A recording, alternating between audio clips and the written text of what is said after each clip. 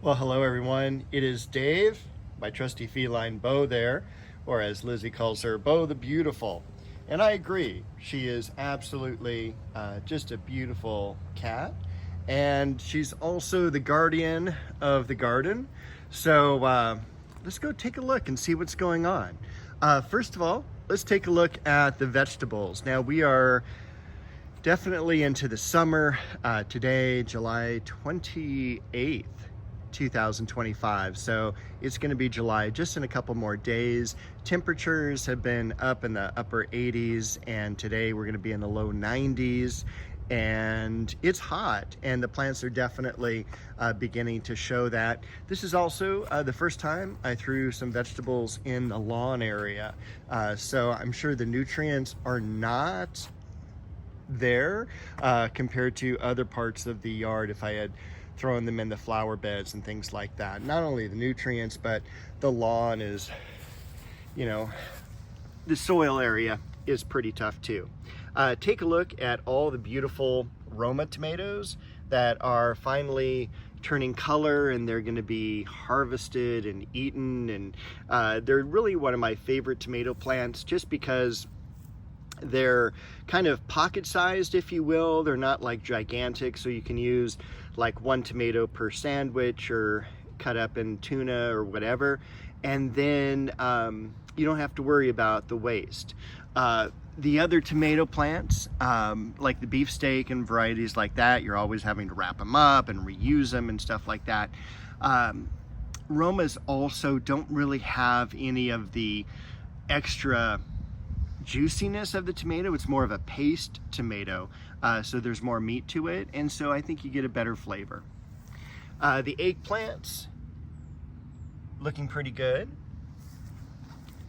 This is the Champion tomato. Champion is an early producer, and it does stay a little bit more on the small side, so kind of almost like a large cherry tomato on that variety. Should be a little bit larger than that, but unfortunately, again, kind of the soil and area that they're in this week or this season. The tomatillos, absolutely beautiful plant. And I love the blossoms. It looks like the abutilon, the Chinese lantern. We have Bo over here doing a little exercise around the poles. We've got sweet banana pepper. We had a couple beefsteak variety, a pineapple variety, the striped one. Last week, it was excellent. It was just excellent. Anaheim pepper, which I should have harvested already. Arkansas Traveler. You can see we've got some tomatoes turning red there as well. Brandywine, never done brandywine, trying that out. Bell pepper. And then over here, we've got the cantaloupe. So that's what's going on there. That brings us over to the corner area. That's very sunny. So we're gonna go over here in the shade for just a little bit. We've got flanked on either side, that is the Bloodgood Japanese maple. Underneath the cover there, because it's 90 degrees and the tree has not filled in yet, that is a clivia. Why did I plant clivia in the sun? I didn't. There used to be a tree there.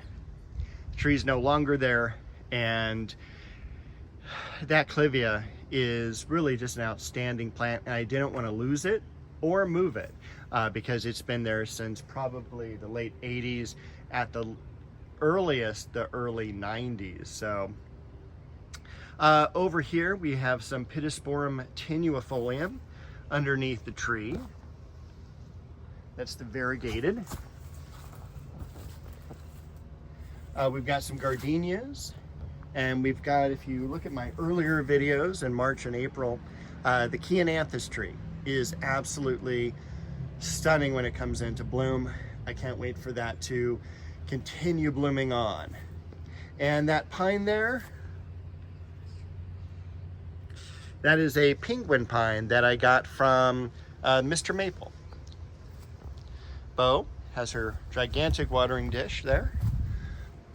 Over here, Magnolia Solangiana Elizabeth, yellow flowers, both there and there. And a yellow flowering plumeria. This is what I did work on this week, which is basically exposing and moving and cleaning all the rocks that have been here. That really took out my back, but hey, it's done, it looks good, and I'm really happy. Did some new mulch around the plants, dug out a lot of that creeping Charlie that was there, and it really is a really, really beautiful area now. I also worked again on the ivy here in the back. Also thinned out the fig tree up above, thinned out the pomegranate as well that was hanging over in sections. So that really looks like a really great shrub. And I'm going to continue on during this next week in this section over here. So hopefully, I don't know if I'll have over to the trees finished by next video, but hopefully. The Dahlia, and I did want to circle back and look at Bo real quick. She absolutely loves hanging out underneath that plumeria. We've got some impatiens, another red leaf Japanese maple. I'm not sure which variety this is. It leaves out a little bit differently than the bloodgood, so I don't think it's a true bloodgood variety. Pittosporum in the back.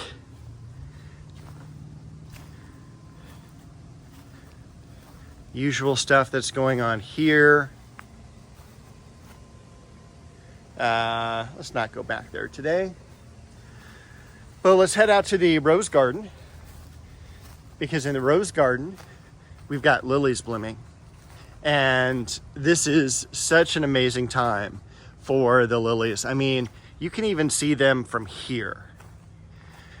First off, we have the gigantic tree lilies. So we're gonna actually cut through the bed over here to get to those. There we go. Take a look at these. I mean, they are so beautiful. Kind of an apricot in the center, pink blossom, and they are super fragrant, especially during the morning and during the evening when you can smell them the most. They're fantastic, and they are gigantic. I mean, even the small ones there, you know, are 3.5, 4 feet.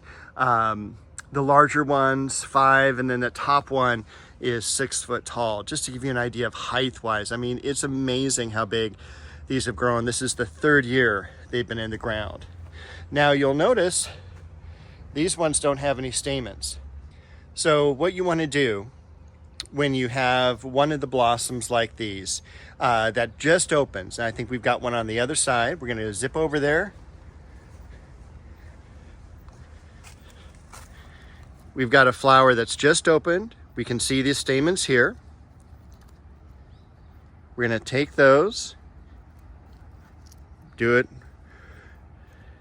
very gently, pull off the stamens, and that prevents the plant from being pollinated, or the flower rather, from being pollinated, and the flower is going to last you so much longer, at least 3 to 4 days. This was an old trick we would do with Easter lilies back when I was working in the nursery business.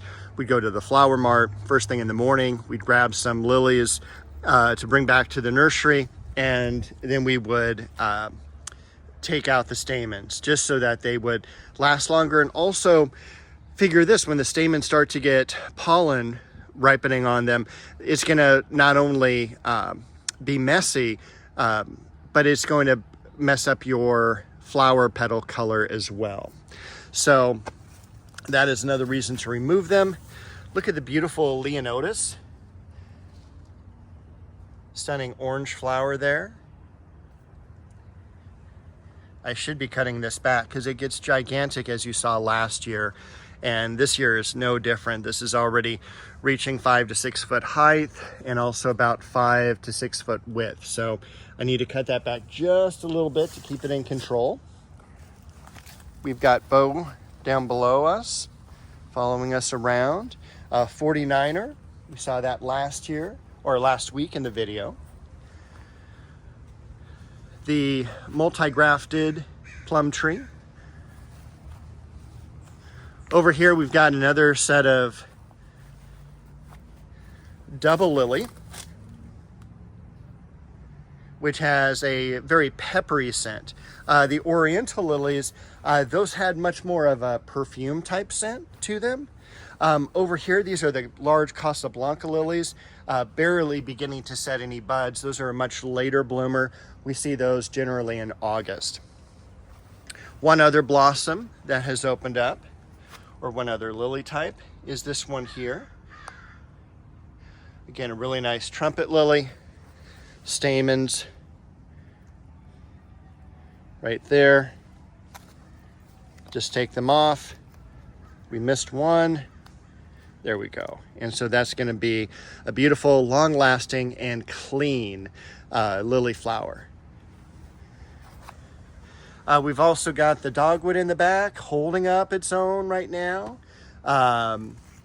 Crabapple tree doing well, doing a little bit of growth this year.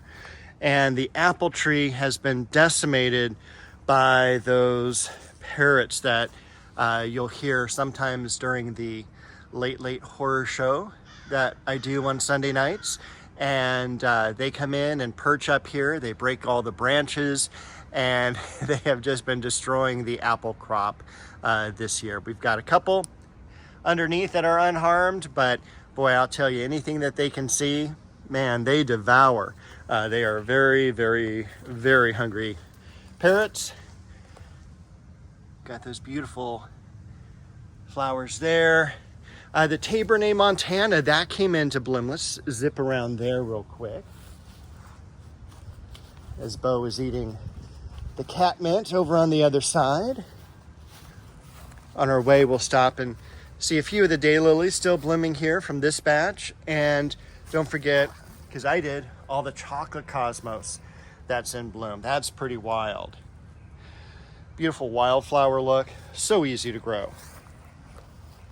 And then the Tabernet Montana, which I don't know of a common name for this. And a couple of the blossoms have fallen off since yesterday. This is a double flowering one. Usually it's just the 4 or 5 petals. No fragrance that I can detect, at least on the variety that I have. But it's one of those plants that, you know, it's like I bought a couple of them and they died. And I was like, you know what? I really like this plant. I want one in the yard. And this is my third one. I think I paid like $60, $70 for it too. So super pricey. But it was a 5-gallon instead of a 1-gallon. So a little bit more mature, and it did well. So hopefully it'll keep doing well. But this is its 3rd year. So I'm happy with it. Got my money out of it. And even as we cut through this flower bed, a couple things I noticed. One, this dahlia has come up again. 3rd year on that. The 1st year was outrageous. If you go back through my videos and look for season 1, I think we're on episode 30 now. It's like up here, it's gigantic. And then the 2nd year, it was down here. And the 3rd year, it's barely coming up. So dahlias, at least in my soil here, are not doing all that great. I'm going to be careful and step over this to get to the lamb's ear that is throwing a blossom spike. So 1st year, it's been doing this. Again, 3rd year for the lamb's ears. This came all from 1 6-pack. It's a gigantic amount of lamb's ears. So 1 6-pack is all you need, or maybe a few 4-inch pots, because they do spread. They're very easy to grow, and of course, if you have kids, grandkids, or even yourself that likes that tactile touch with plants, this is covered in just a soft, almost a animal type of fur is what it feels like. It's pretty wild, and it does feel like a lamb's ear. It's that softness to it is really quite wild, and the leaf is a little bit of fleshy. It's not like you can, when I turn it back like this, literally back upon itself, it's not going to be brittle or anything like that, like a rose leaf would or anything like that. It's very, pliable. It's really a great plant and a very hardy ground cover. And of course, if you're doing an English garden, it is a must. So a little aloe next to it and a little thyme as well. Oops, sorry. A little thyme over here blooming also. So I think that is going to be it for today, because it's hot already.